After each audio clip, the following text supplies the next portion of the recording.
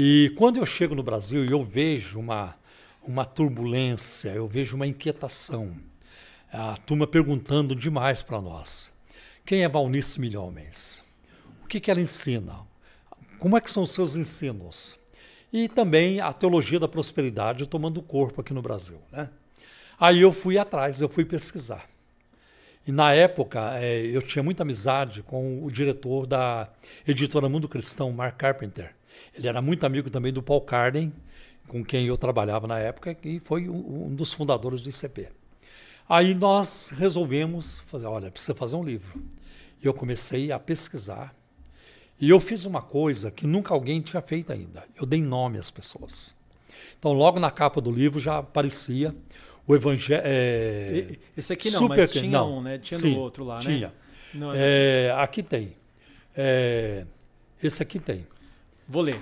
Supercrentes, o Evangelho segundo Kenneth Hagin, Valnice Milhomens e os Profetas da Prosperidade. Isso. Isso aqui já é uma versão mais antiga. Então, era uma coisa que ninguém fazia, dar nome, né? Uhum. Porque falava, existe isso, aquilo, não. Eu dei nome às pessoas.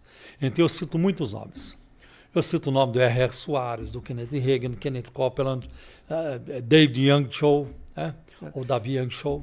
Então, mas o legal também, só fazendo um parênteses aqui, pastor, para você continuar nisso daí, lendo o livro, antes de você escrever sobre a Valnice Milhomens, por exemplo, vocês mandaram uma carta para ela, solicitando uma resposta. Como foi isso? A gente sempre trabalhou assim. Antes de você publicar algo sobre a pessoa, você precisa falar com a pessoa primeiro. É isso mesmo?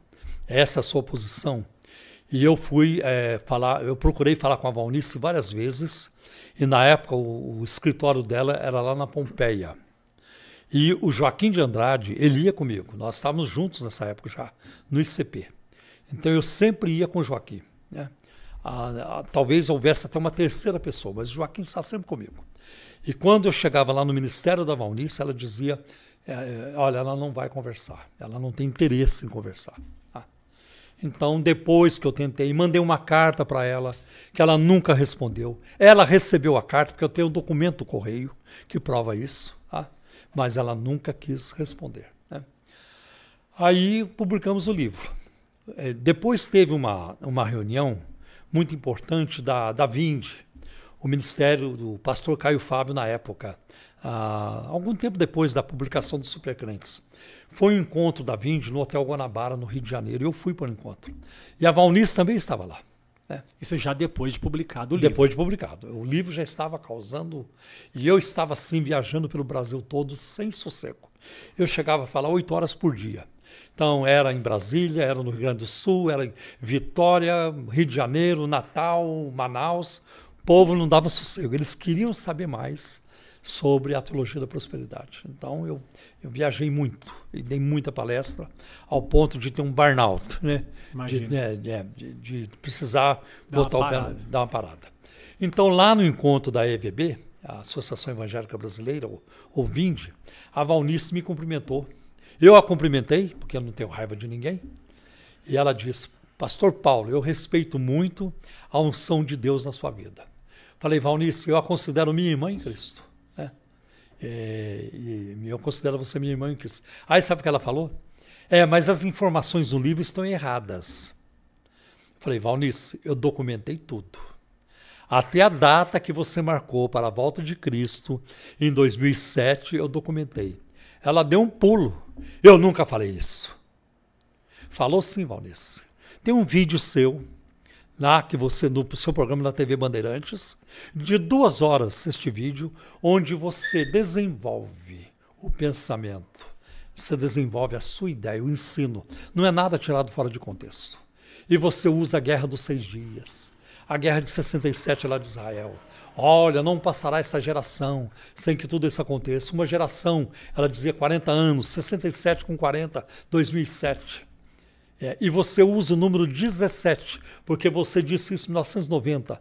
Faltam 17 anos. E não aconteceu.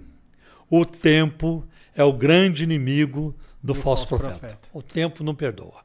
E hoje a internet não perdoa. E ela não chegou a se arrepender ou falar, voltar atrás? Não falou nada. Ela nunca fez isso. Nunca se retratou. Não, nunca se retratou. Gente, eu me precipitei, me empolguei, né? Sou humana. Todo mundo pode falhar, de repente dar uma escorregada. Não. Nunca houve isso. Entendi. Nunca houve. Agora, ela, como ela fez aí compareceu num podcast uns dias atrás aí, dizendo que eu quis crescer para cima dela e tudo isso. Mas a Valnice não foi só isso. Ela fez outras previsões também que não aconteceram. Por exemplo, se não me engano, foi em 2005, ela fez uma profecia sobre a Marina Silva, lá para os guerreiros de oração. Isso aí está tudo documentado, está na internet. Eu tenho também. O Pai Celestial me disse que é possível que a Marina Silva seja eleita esse ano. Olha que profecia é essa? O Pai Celestial me disse que é possível. O Pai não tem certeza. Deus não tem certeza, mas é possível. É assim que o Deus da Bíblia funciona? Não, não é. Se o próprio Jesus disse, a palavra é se ensina ou não, como é que ele agiria diferente? Né? Então tem muita profetada nesse meio aí.